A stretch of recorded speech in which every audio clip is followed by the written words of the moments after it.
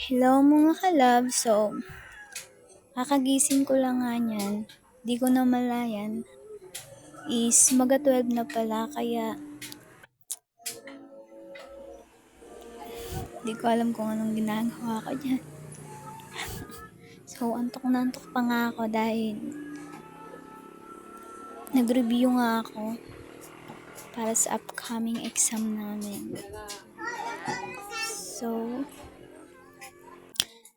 naglinis muna ako pakakain. Tig-timelapse ko na nga yan.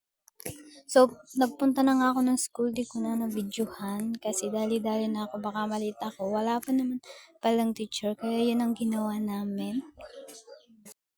So, nung mga 5 na, andyan na si sir, nag-discuss na nga siya. So, nakita ko nga yung langit. Ang ganda, diba? Kaya, napag-desisyonan kong lumabas. Yan.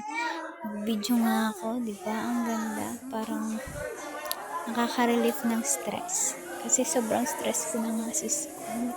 Sa mga nangyayari. Maraming ganap as in. Baka talaga pag college, mapapasabi ka na lang na okay na yan. Pagpapatuloy mo pa ba, mag-aasawa ka na ng job. So, abutan nga kami ng buwan.